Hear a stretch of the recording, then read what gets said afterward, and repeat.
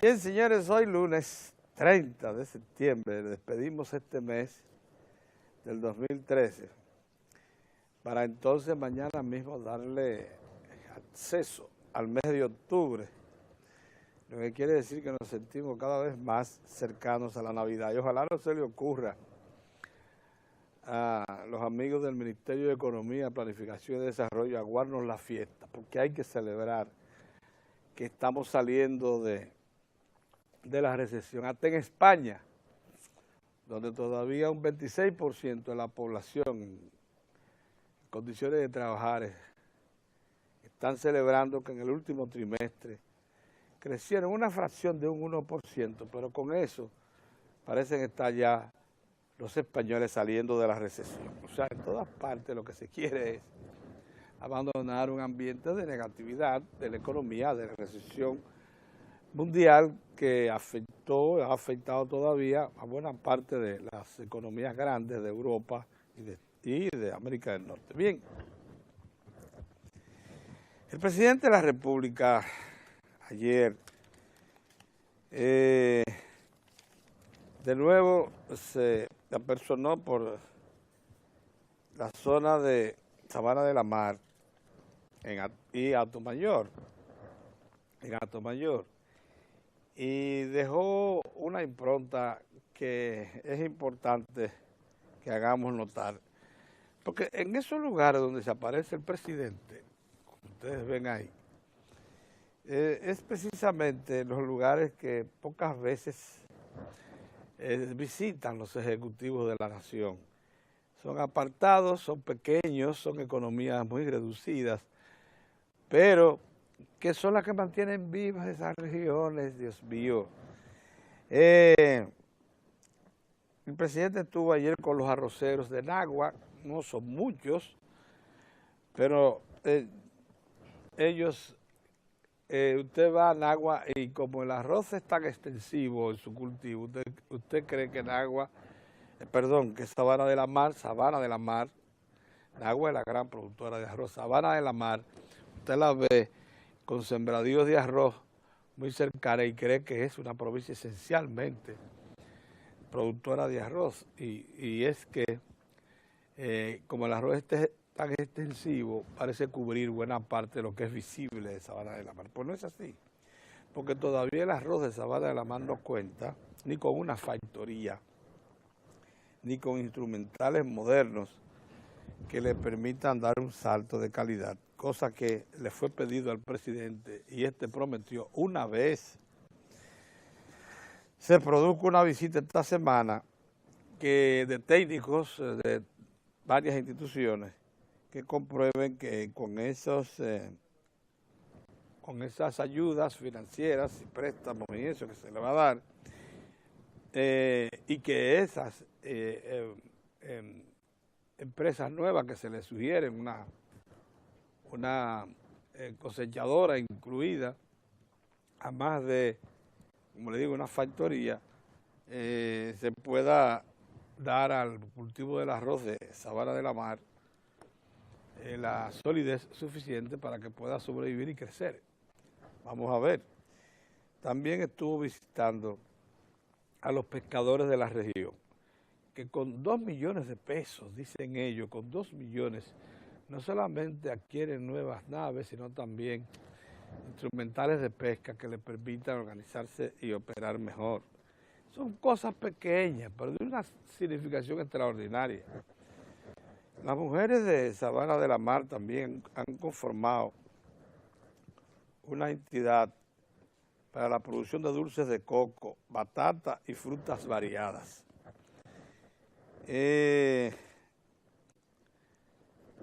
Y para ellas también hubo disponibilidad y órdenes de asistencia inmediata por parte del jefe del Estado.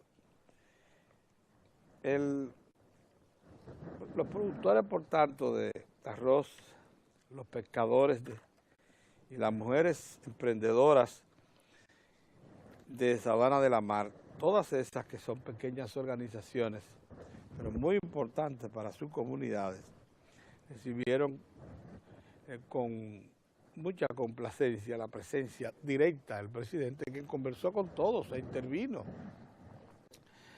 para poder garantizarles a todas esas personas que ustedes ven que el gobierno está de su lado.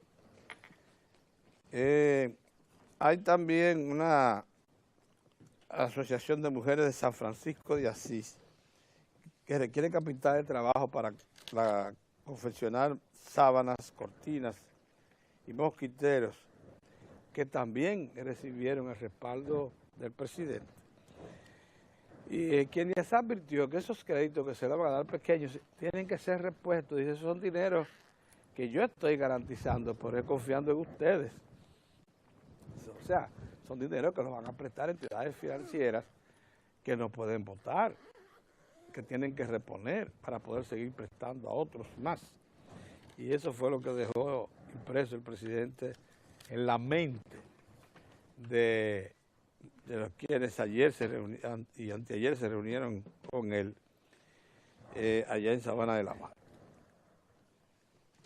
El presidente hizo una exhortación este fin de semana a todos los que están interesados en el pacto por la educación para que se incorporen a las asambleas masivas que se están proyectando y que se realizaron 2 de ellas muy importantes en lugares específicos en San Pedro de Macorís y La Romana este fin de semana. La respuesta fue masiva.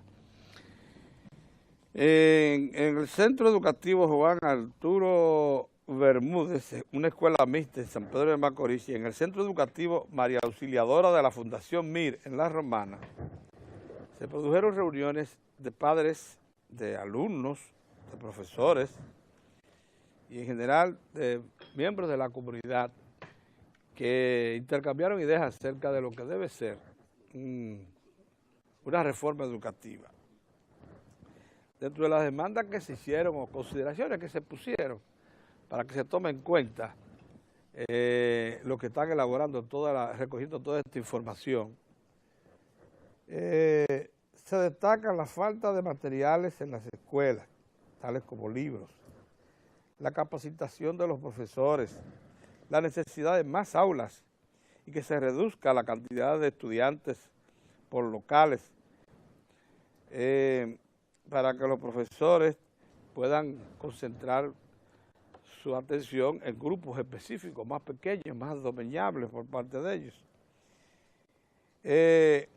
Y también que esto se aplique no solamente en las escuelas básicas, sino también en las escuelas de formación media y en las universidades, porque tenemos un problema de sobrepoblación en las aulas que dificulta los procesos educativos. Eso parecería rutina, o sea, es lo que sabemos todos, pero si se toma en cuenta que ya es un planteamiento nacional, probablemente esas sean de las partes básicas que sean incorporadas a la reforma educativa. Bueno, tratado esto de lo referido a la visita del presidente al interior, esa visita sorpresa, que por cierto, ya mucha gente quiere que lo metan en una especie de lotería, a ver si les salen premiados esas visitas.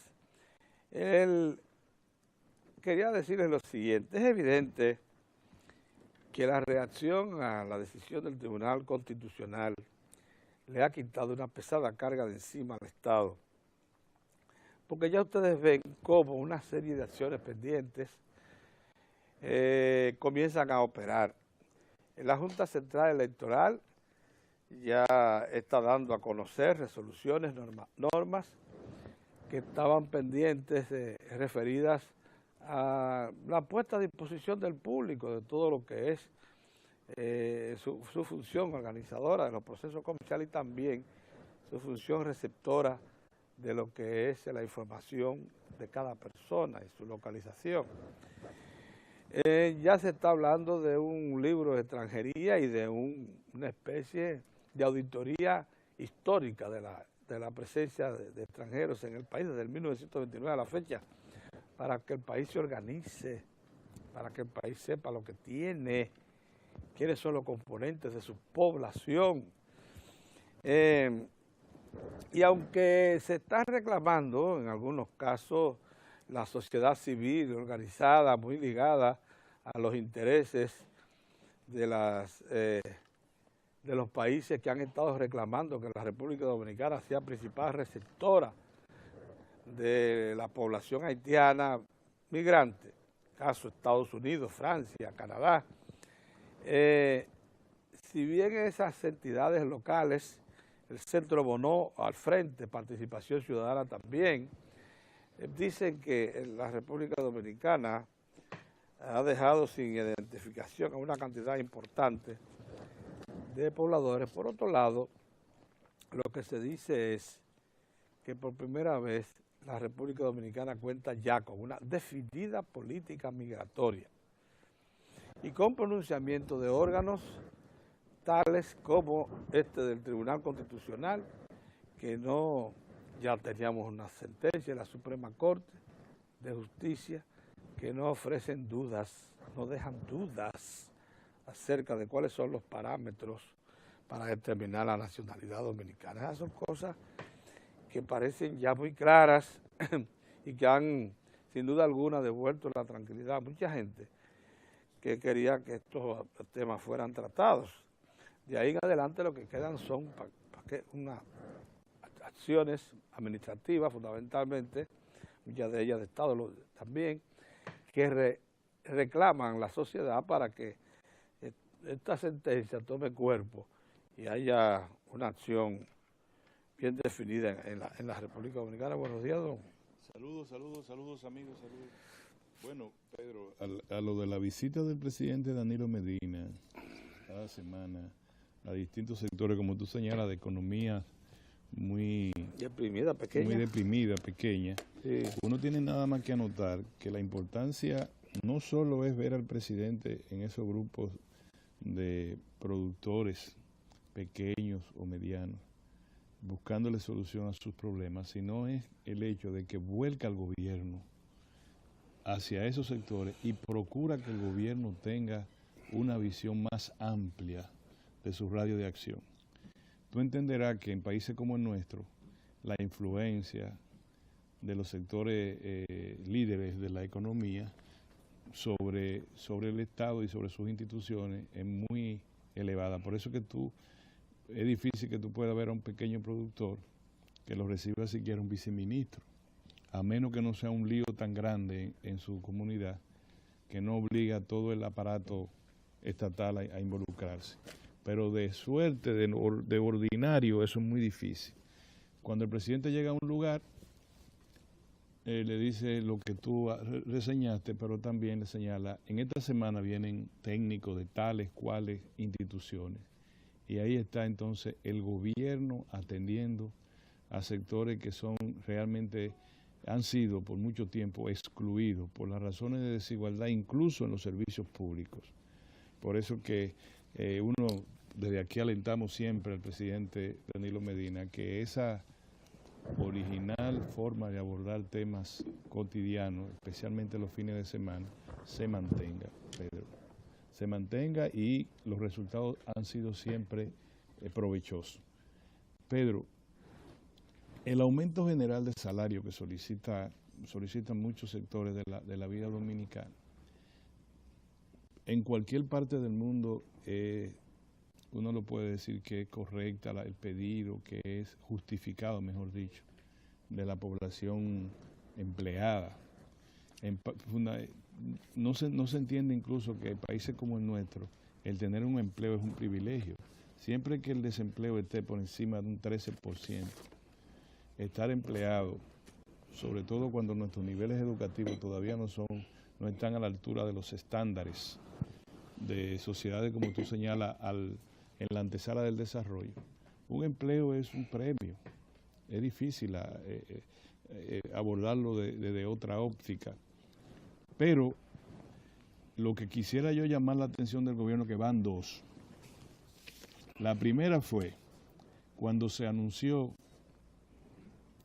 que el gobierno mantenía lo que en el año 2012, al principio, en agosto del año 2012, se entendió como un plan de austeridad.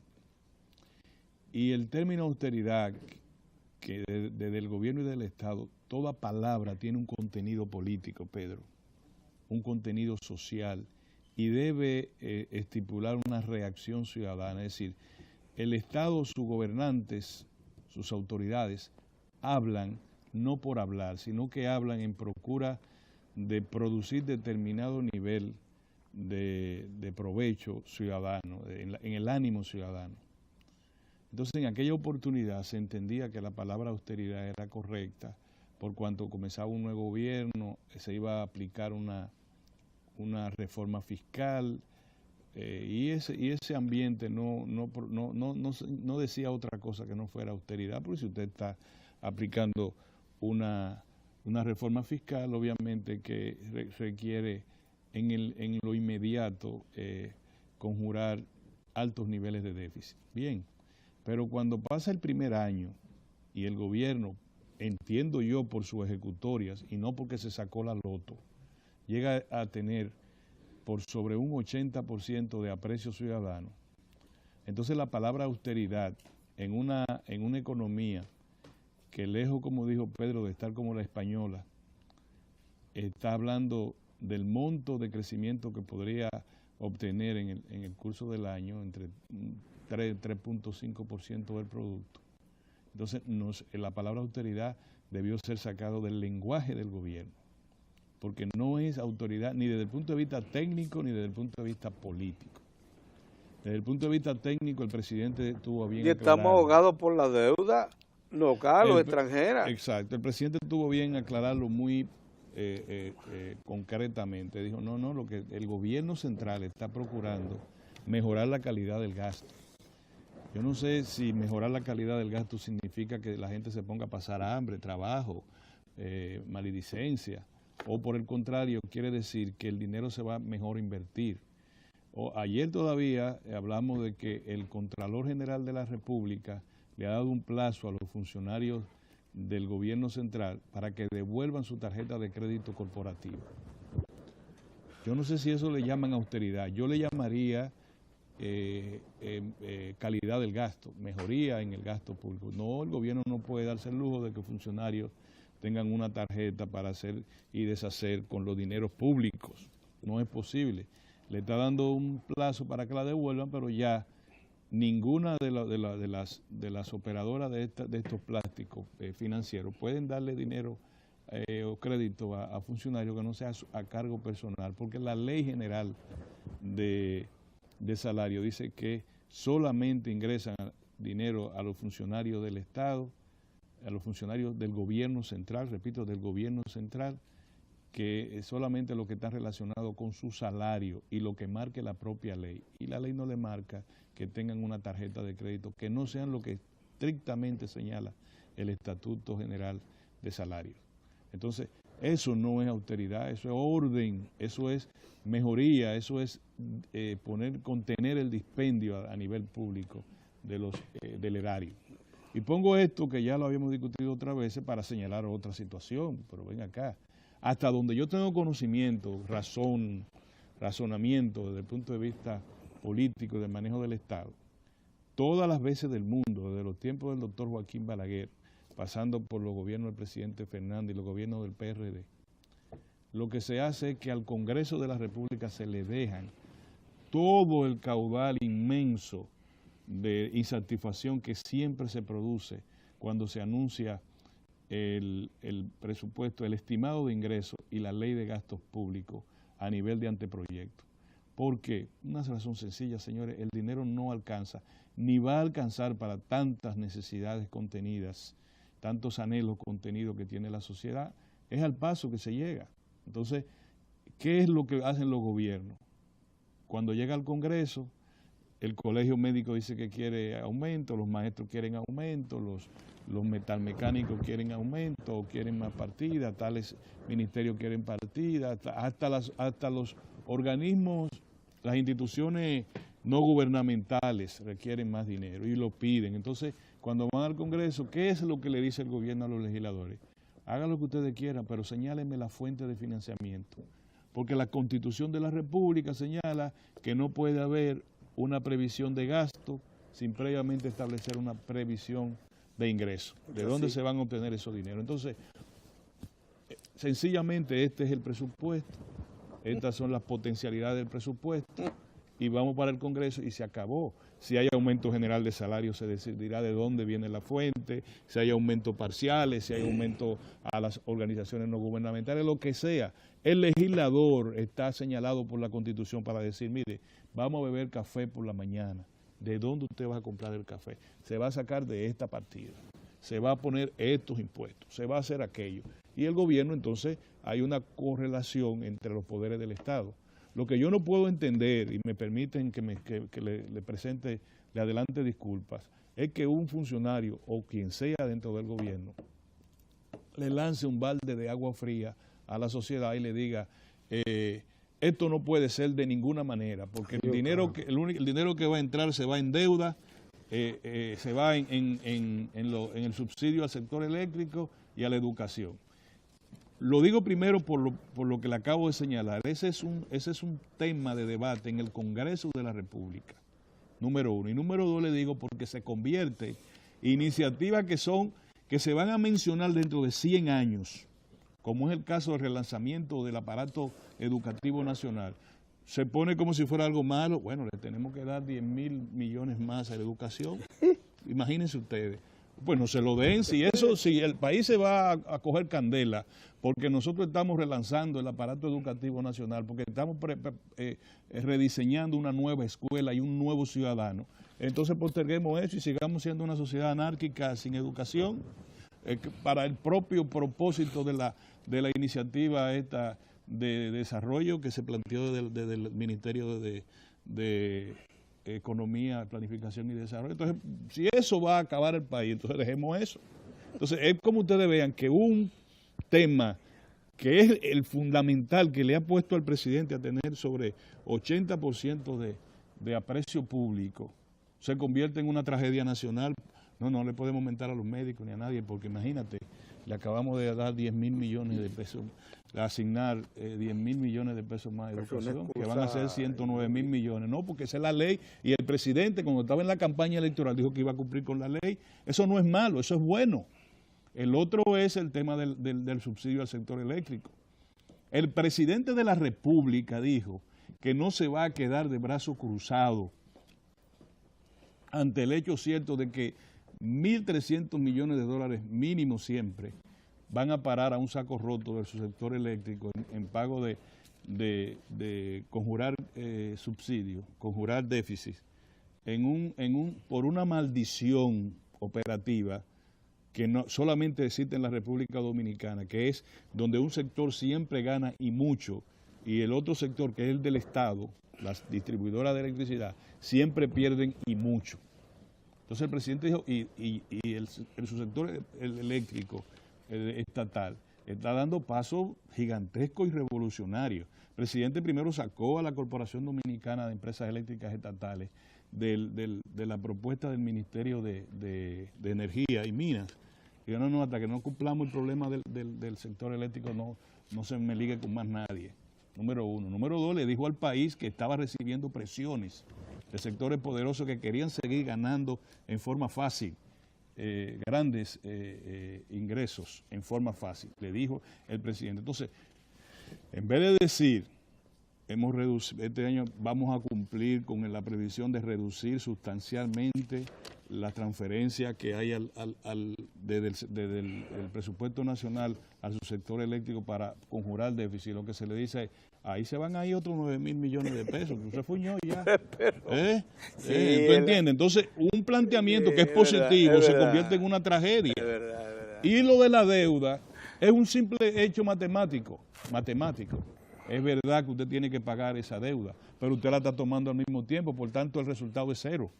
Pedro, si en tu casa tú tienes tu presupuesto y dices, mira, mi presupuesto tiene un déficit de 100.000 pesos este año, sí, pero esos 100,000 pesos tú lo vas a pagar porque en tu ley de gasto de tu casa, tú has dicho que tú le vas a pagar 100,000, tú vas a coger 100,000 pesos por aquí, pero tú le vas a pagar 100,000 pesos a los garroteros. Entonces, el resultado es cero, me entran 100. ¿Qué es el déficit? Deuda. ¿Cuál es el déficit? 104,000 millones de pesos. Bien, yo voy a coger esos 104,000 millones de pesos, pero lo voy a pagar, por consiguiente va a bajar la deuda. ¿O no? Ahora, lo único que, la carga que tiene el Estado es el pago de los intereses, que son como 30 y tantos mil, son 70. Bueno, entre intereses y principal hay 60 gasto financiero. 60 mil y pico. No. Y de esa suma debe haber unos 30,000 o más de intereses. Son 104,000 de deuda, Pedro, sí. Son 104,000, o sea, un 4% del PIB. Pero que no es déficit porque tú lo vas a pagar, Pedro. Es lo que te quiero decir. Es que si tú le agarras a un garrotero y le pides a un garrotero 100 pesos, y esos 100 pesos se lo paga al otro garrotero, tú no tienes deuda, ahora tú tienes la carga de los intereses, pero los intereses se relacionan con el desarrollo. Cuando tú me dices, esto está fallando, mira los intereses que tenemos que pagar, entonces no me diga que el Producto Interno Bruto de la República Dominicana es el más grande de Centroamérica, para tu información. Son 60,000 millones de dólares, seguido muy lejos por Costa Rica, que son 47,000 millones de dólares. Entonces, esa deuda que tomamos no se fue por un retrete. Esa deuda que se tomó se tradujo en más desarrollo, en más riqueza para el país. Cuando tú construyes una avenida, un elevado, cuando tú construyes una presa, o una línea de metro, eso te aumenta el Producto Interno Bruto. Entonces, así debería tratarse al país, porque al país tú no le puedes estar tirando permanentemente agua helada para que uno esté con un frío en medio de la noche. Así y eso lo quería señalar, Pedro. Déjame nada más este tema. Yo sé que me le estoy robando, y parece que Héctor no viene, así que me tocan unos minutos, porque quisiera también señalar lo que es la sentencia del tribunal. Lo que quería decir del otro tema es que el lenguaje no puede ser de que nos vamos a morir en la víspera, Pedro, y parece que es un lenguaje calculado. No me digan que es 2 veces 2 errores, Pedro. No. Ya no puede ser. No. Ya no puede ser, ya no se puede permitir. Y coincide, por cierto, con otro lenguaje que está en la otra acera. Entonces, ni siquiera vamos a poder cumplir con la previsión de control del déficit. Imagínate, vamos a tener que quedarnos ahí. Más de ahí es matar a la gente. Porque tú tienes que decir a la gente, si tú de 6.5, 6 puntos tanto del déficit fiscal, ¿verdad? 6.3, 6.4. Tú lo vas a bajar a 2.8. Pero tú te imaginas lo que eso significa, Pedro. Eso significa, ¿cuánto? 4 puntos porcentuales. 4 puntos porcentuales a 20,000 millones cada uno, son 100,000 millones de pesos que tú le estás quitando al presupuesto en un año, y todavía tú dices, y nada más podemos llegar hasta ahí, pero mátame. Sí. Ya, ahórcame. Si tú quieres que sea 1.3, 1.9, entonces ahorca a la gente, y así ya nos resolvemos el problema. Dile al señor que de 1.9 a España se le impuso bajar a un 6. Y no ha podido llegar a 6. Por Dios, eso es un éxito, político y económico del gobierno, si llega a 2.8 este año éxito, y lo mantiene en el año, un éxito, porque mantiene la economía en crecimiento, a pesar de que el control fiscal no es a lo que quieren los laboratorios del Fondo Monetario Internacional. Bien. Bueno, Pedro, la sentencia del tribunal, te lo voy a decir en breve, es una sentencia, a mi modo de ver, que tiene una cosa buena y una cosa mala. Porque analicémoslo así. Pero yo sé que tú me estás mirando mal, por tanto, te voy a adelantar diciéndote que en el derecho y en la ley, en la legislación, en la doctrina y en todo lo que se refiere al orden jurídico, se dan a veces contrastes entre los hechos, las cosas que ocurren, y el derecho, el conjunto de leyes o normas que abordan esos hechos. Te pongo un ejemplo. En El Salvador se prohibió la interrupción del embarazo por cualquier razón. La ley no dice terapéutico ni qué sé yo cuánto, no. El médico que interrumpe un embarazo se hace reo de homicidio. Hay una señora que los médicos tienen que decidir entre ella y el feto. Pero se va a morir ella y se va a morir el feto. Pero ningún médico se atreve a hacerle la cirugía para sacarle el feto, para salvar a la madre. Porque la ley dice, no, que me vamos a caer preso. Y se creó una situación humanitaria tan grande que todavía no sé el desenlace que tuvo, pero nadie, la señora se estaba muriendo porque el feto no se le podía sacar, porque quien hacía esa cirugía se hacía reo de homicidio. Entonces, ahí hay un contraste entre los hechos y el derecho, ¿correcto? Entonces, en el caso del Tribunal Constitucional hay eso mismo, un contraste entre los hechos y el derecho. Yo, la parte buena quisiera señalarla de comienzo, digo, organizó el Estado, organizó a la nación, organizó al país y organiza a la sociedad en términos de el concepto nacionalidad. Nos da luz. A partir de ahora, nadie nos puede chantajear en términos de lo que es la nacionalidad, sus alcances y cómo se llega a ella. Y las condiciones, las dos condiciones fundamentales en que se llega a la nacionalidad, por el derecho de usted nacer en el territorio, que tiene una limitante claramente señalada por la Constitución de la República y refrendada por el único órgano que puede leer esa Biblia, que es el Tribunal Constitucional, que lo puede interpretar esa Biblia. Entonces nos ha dicho concretamente cuál es el papel de la expresión, el vocablo de que usa el constituyente de tránsito. Y nos dice claramente, se incluye en el tránsito a todos los ciudadanos indocumentados, extranjeros indocumentados que estén en la República Dominicana. Por tanto, los hijos de esas personas no son dominicanos, sino del origen de sus padres. Ahora, eso es lo bueno, ya nosotros a partir de ahora no hay problema. Ahora, los hechos te han dejado, porque el Tribunal Constitucional, el principio de irretroactividad de la ley, lo llevó a 1929. No fue que lo negó, no fue que lo conculcó, sino que interpretó no solo la Constitución vigente, sino que hizo una interpretación de la historia constitucional de los últimos 80 años, diciéndole que el constituyente, que es uno jurídicamente, aunque sean varias asambleas que hagan constitución, el constituyente es uno. Entonces le dijo, el constituyente ha mantenido una constante de vincular el término ¿cómo fue que te dije? El tránsito con los indocumentados. O sea, los indocumentados están de tránsito. Y lo dijo, entonces, el que nació en 1928 disfruta de la retroactividad de la ley, pero a partir de ahí, no.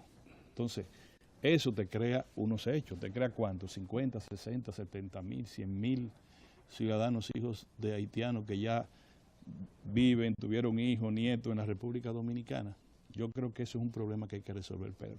Ya es de carácter humanitario. El magistrado Roberto Rosario, él dice que la legislación ha creado mecanismos para que esa gente regularice su situación, pero es una situación muy difícil que a la República Dominicana le crea un escenario conflictivo a nivel internacional.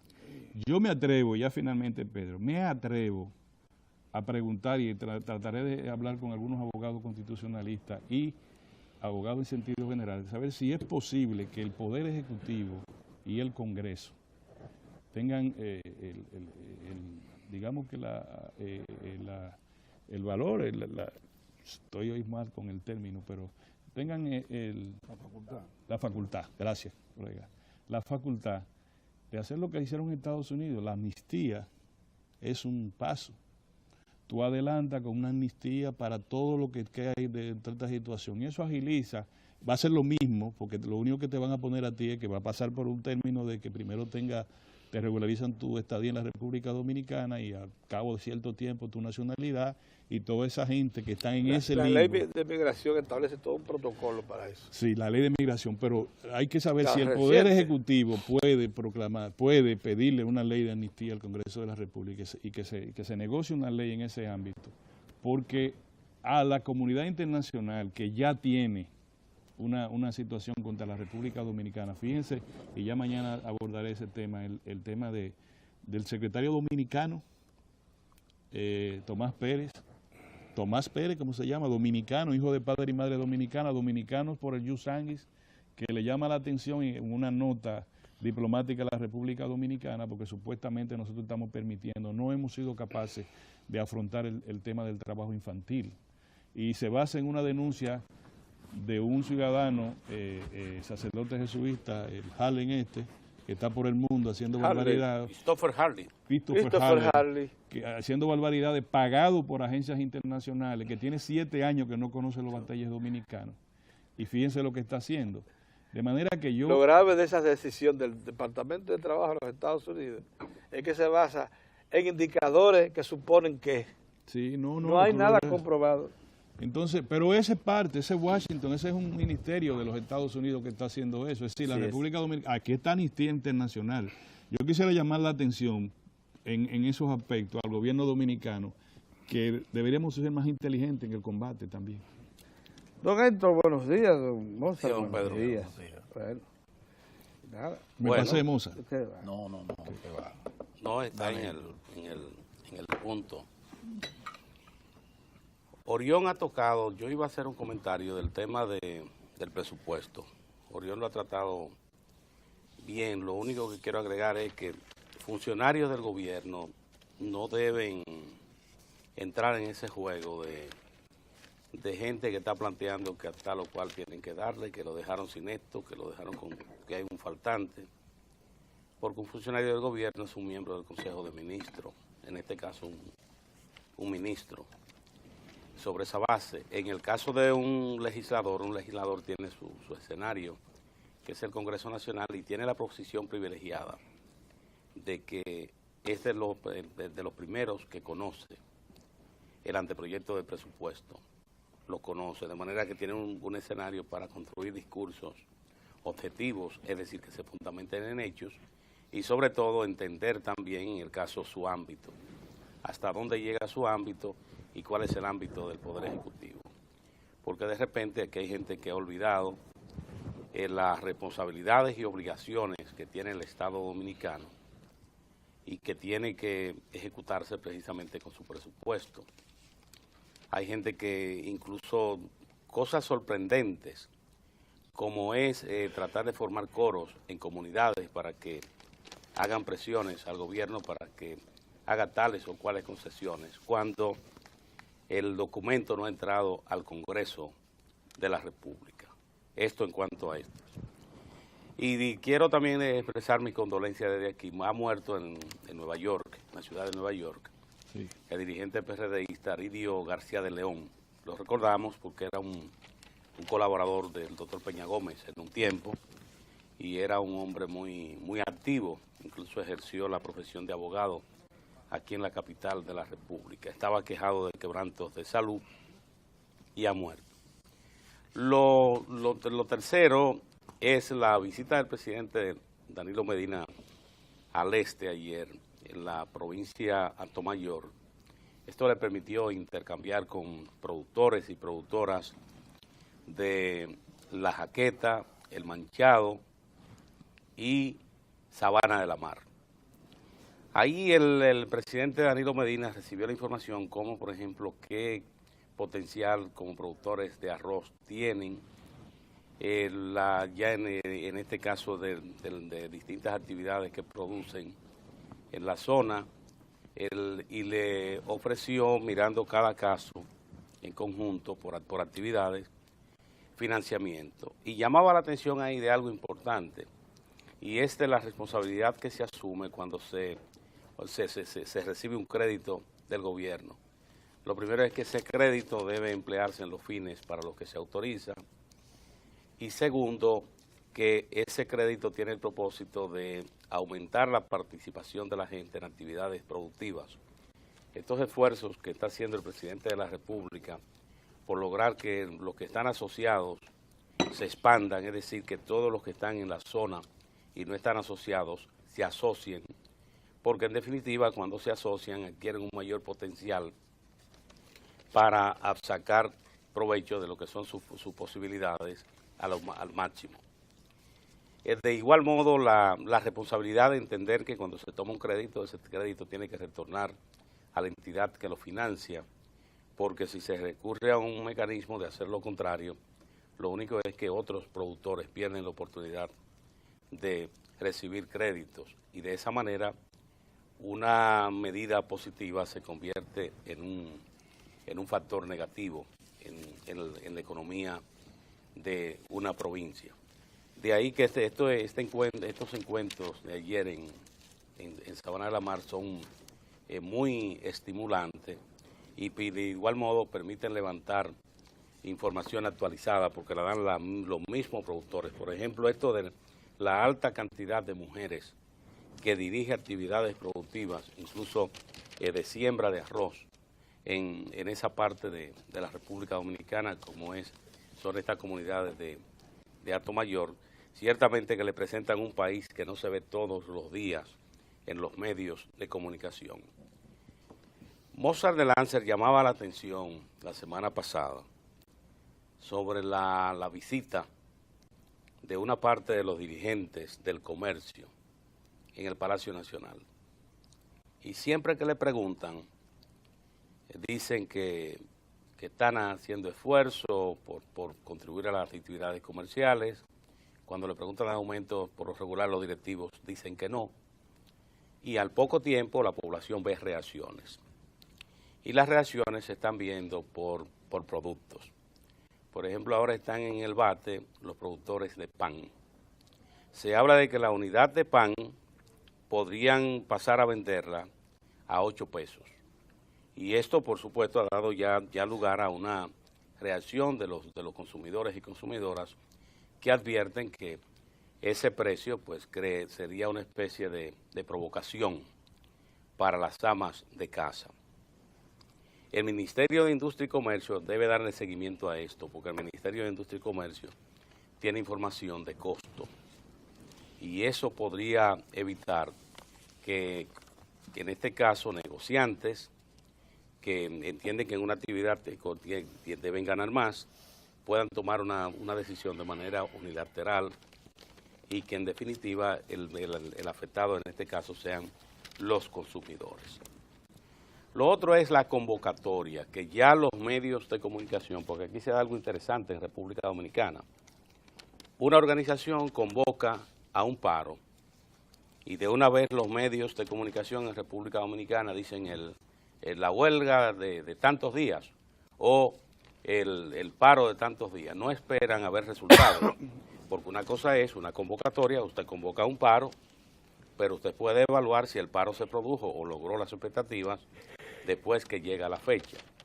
Es la convocatoria que ha hecho el Colegio Médico Dominicano a un paro de 3 días a partir de hoy.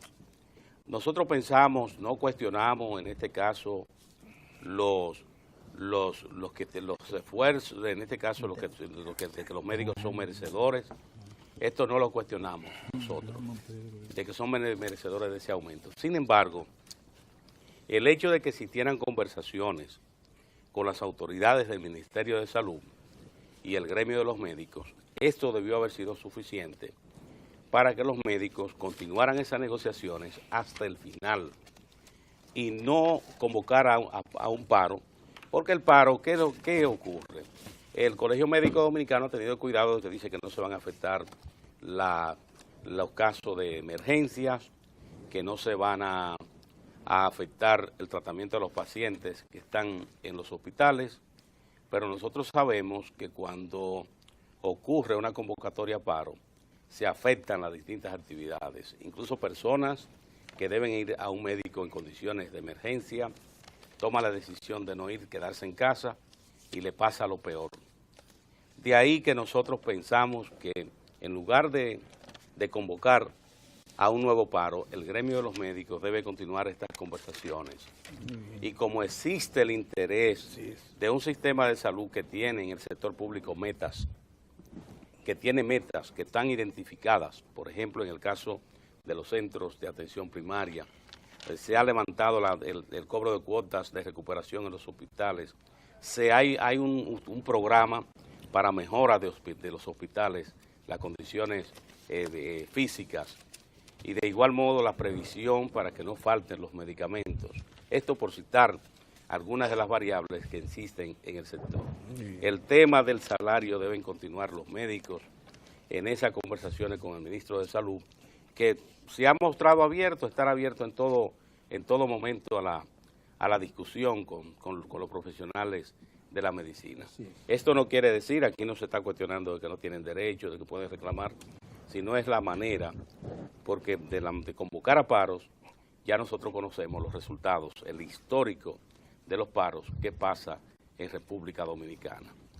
Y un último comentario ya rápido es que en el fin de semana también se celebraron graduaciones en Santiago, en la capital, en Santo Domingo Este, de personas que están celebrando ya que están alfabetizadas en el Plan Nacional de Alfabetización Quisqueya Aprende Contigo. La meta del gobierno es al 31 de diciembre tener 500,000 personas alfabetizadas. Esa es la meta y de manera que en el año 2014 llegar al número 800,000. Estas celebraciones lo que indican es que ese programa va en marcha y que los resultados se están viendo. Muy bien. Buenos días.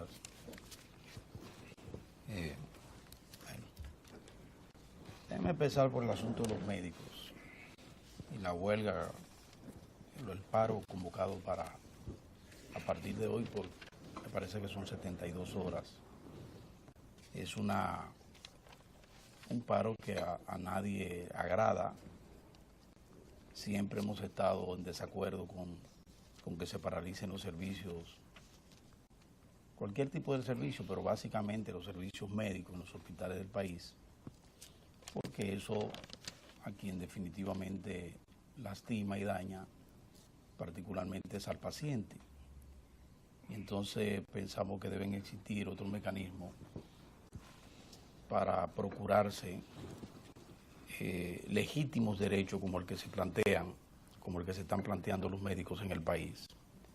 Yo pienso que los médicos tienen total y absoluta razón al reclamar del gobierno no solo el aumento en los salarios, sino el cumplimiento de la palabra empeñada, porque de eso se trata. Lo que estamos viendo son manifestaciones legítimas de gente que se siente de alguna manera burlada. Lo hicieron con las centrales sindicales porque, por que ustedes vean, esas son las secuelas de cuando uno tiene funcionarios que piensan que están encerrados en una especie de bola de cristal y que ellos pueden hacer y deshacer y decir y desdecir y que nadie le toma en cuenta nada. Eso es lo que está ocurriendo. El gobierno ha provocado colocar en el chispero social un buen combustible para hacer detonar lo que está por detonarse. Las centrales sindicales están anunciando paros, protestas en la calle, que no estamos ni podemos estar de acuerdo con ese tipo de cosas, porque a las centrales sindicales se les dijo, se les aseguró, se les reafirmó que ellos iban a recibir del Estado Dominicano lo que se reclamó, aumento de salario en el sector público. Y funcionarios del gobierno le dijeron, bueno, en este momento, porque fue a raíz del aumento del mínimo, que cumpliendo la ley el sector privado aumentó el mínimo, se llegó a un acuerdo con las centrales y se aumentó el salario mínimo de los trabajadores en el sector privado. Pues en esa ocasión, las centrales sindicales reclamaron que lo propio se hiciera en el sector público. Y desde el Palacio Nacional se dio seguridades de que en este momento, durante este año, por razones obvias, porque ya estaba el presupuesto en ejecución, no era posible aumentar el salario, pero se daba garantía de que a partir del enero próximo se iban a contemplar partidas para aumento de salario en el sector público. Pues ahora viene desde Palacio, el planificador de Palacio, el planificador de la economía, y dice, cierra la compuerta y dice que no hay posibilidades de aumento. Entonces, ¿quién queda mal? El gobierno, porque lo que estamos viendo son destellos peligrosos de contradicciones puntuales entre el funcionariado gubernamental. Uno dice una cosa y el otro dice la otra. Porque mientras Temístocles Montá, por ejemplo, dice que el Estado Dominicano tiene gravísimo problema porque no tiene recursos, bueno, el de impuestos internos dice que han batido récord prácticamente, que se ha incrementado sustancialmente, en más de un 90 y tantos % las recaudaciones. Y aduana también. Y el de aduana dice lo propio. Entonces, los que están recaudando, los que están mirando día a día cómo entran los recursos, dicen una cosa, pero el que planifica, el que proyecta, el que a partir de eso, de esos recursos, dice por dónde pueden ir, por dónde pueden distribuirse esos recursos, dice que no hay. Entonces el gobierno, como decíamos la semana pasada, estaba metiéndose en camisa de 11 varas y la está encontrando la varita. Ahí tenemos a partir de hoy un paro en los hospitales. Innecesario, porque el Ministerio de la Presidencia, el Ministro de la Presidencia y el Ministro de Salud se comprometieron con el Colegio Médico Dominicano que iba a haber un aumento de salario. El señor Montalvo y Pérez, Freddy, ¿cómo se llama? Hidalgo, Freddy Hidalgo, se comprometieron. Y ahora entonces el de planificación dice que no hay un centavo para aumento. Huelga. Huelga, pero más que huelga, pues, se coloca en entredicho a la administración, que es lo que uno no logra entender. Uno no logra entender ese tipo de cosas. Entonces de eso se trata. Nosotros queremos llamar la atención al Colegio Médico para que reconsidere eso. Paralizar los hospitales del país 72 horas, yo pienso que es excesivo. No debe ser. Entonces, reconsideren eso. Y al gobierno, que en una demostración más de buena voluntad y de que es un gobierno que escucha, que entiende, que llame al gremio y que le aclare las cosas.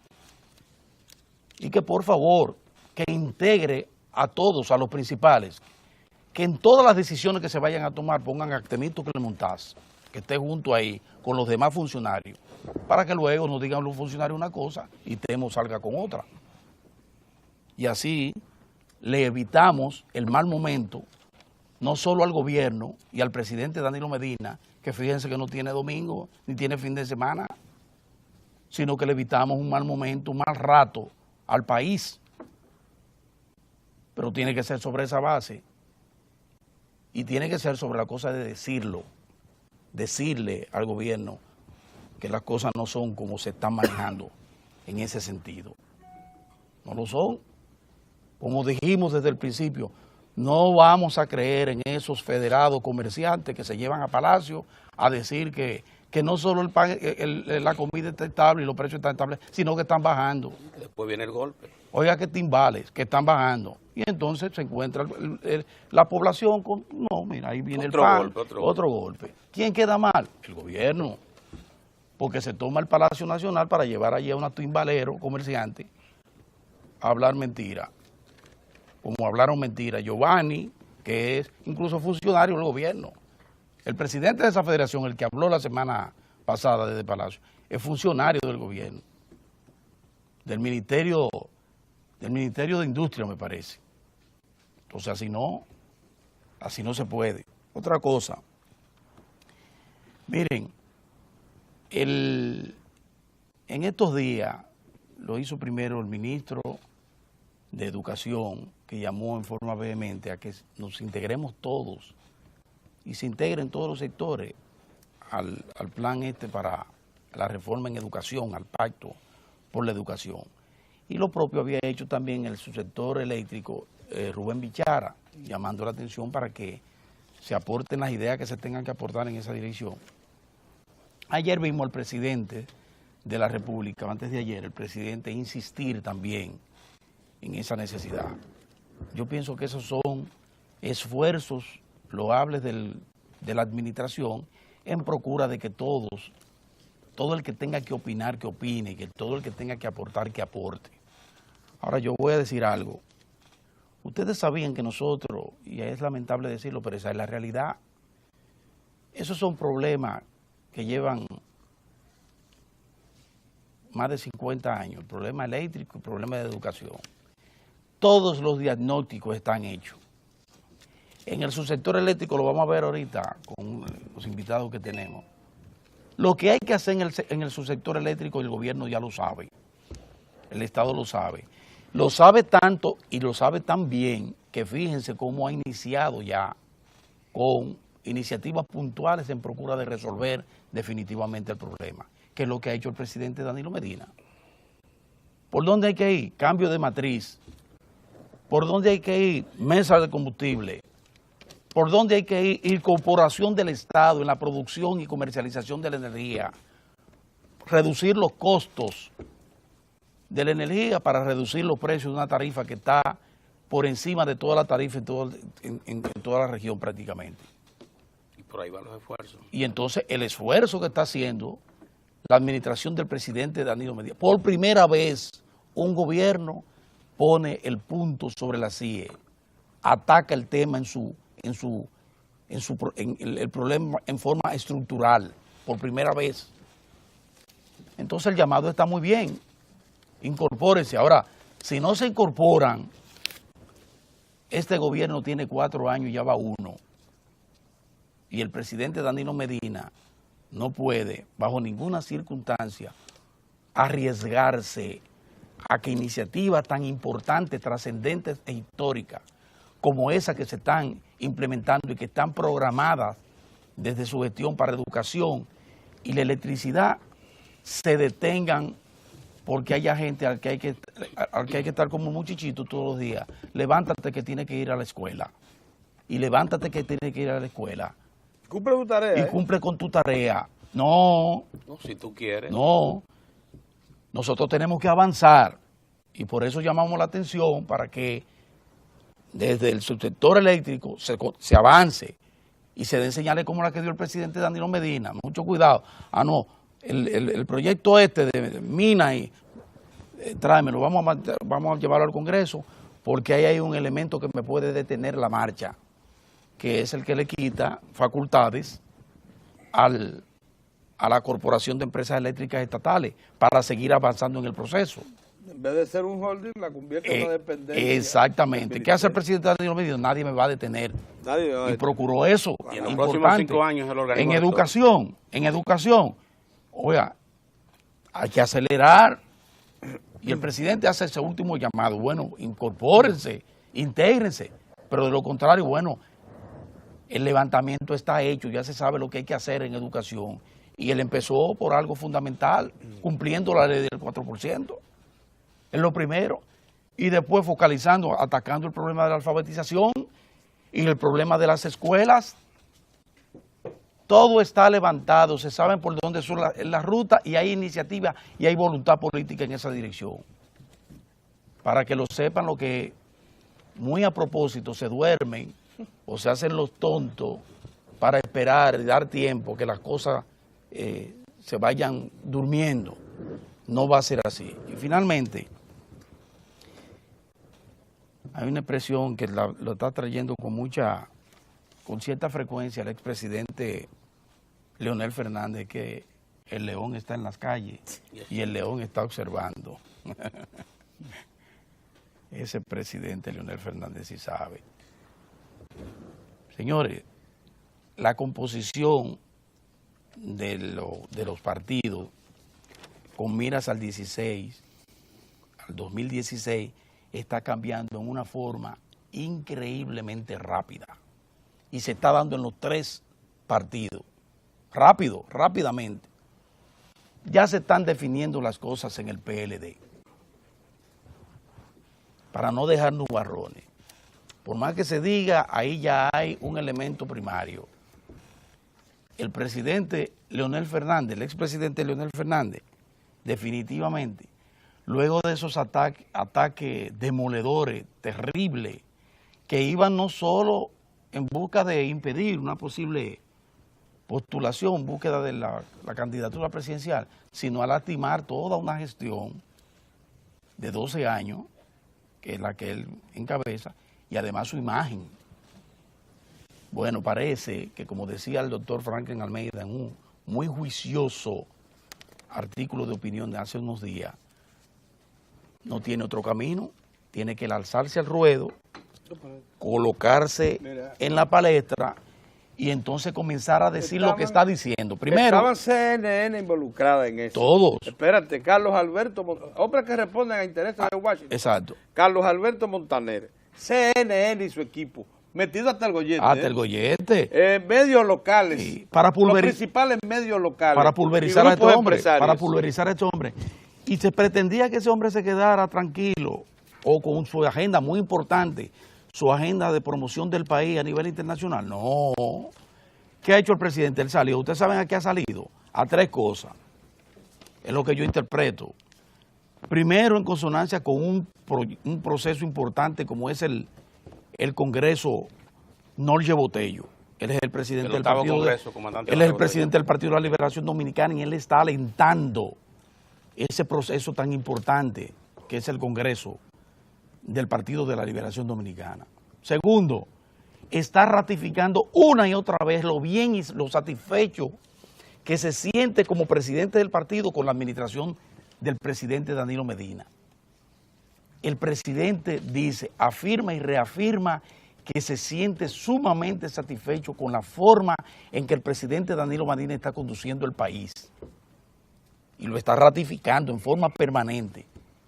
Pero al mismo tiempo, el presidente está haciendo algunas puntualizaciones frente a algunas argucias y maniobras y especulaciones y retorcimientos que se hacen, que procuran no alentar porque lo reconocen al presidente Danilo Medina, sino establecer comparaciones necias entre una y otra administración. Y por eso el presidente Leonel Fernández, digo yo, ha precisado, bueno, en materia de educación, el presidente Danilo Medina va muy bien. Ahora, nosotros hicimos esfuerzos y están ahí en materia de lo que debe ser la educación dominicana. En materia institucional, el presidente Danilo Medina está dando manifestaciones puntuales de una verdadera revolución. En materia institucional, sí, pero en los 12 años de gobierno del PLD, encabezado por el presidente Leonel Fernández, el país dio saltos importantísimos en materia de desarrollo institucional. Que en salud el presidente está haciendo esfuerzos extraordinarios para corregir muchísimos problemas y avanzar. Sí, pero durante la gestión, dice el presidente Leonel Fernández, se hicieron avances significativos en materia de infraestructura hospitalaria y tecnológica, avances importantes. Y en educación, bueno, ahí está desde Community College, pasando por lo que son la Universidad Autónoma de Santo Domingo, los centros regionales que son universidades, que son ciudades universitarias. Bueno, díganme ustedes, si eso no es importante, entonces el hombre tiene que resaltar esas cosas. Entonces, por ahí anda el Partido de la Liberación Dominicana. En el PRD, insólito, Hipólito Mejía ahora le está llamando a su gente para que no aspiren. Oye, que los que quieren ser regidores, diputados y senadores de su corriente, que no aspiren. Oh, pero qué barbaridad. Que no aspiren. Oye, en loca caravana, don Hipólito, va toda esa gente a su partido a buscar un partido que se va a posicionar bien en las elecciones próximas. Claro. Olvídense de eso. Porque los líderes locales del PRD, eso es una cosa terriblemente importante que hay que tomar en cuenta, Y entonces no es verdad que esa gente se va a llevar de don Hipólito que ni hace ni deja hacer.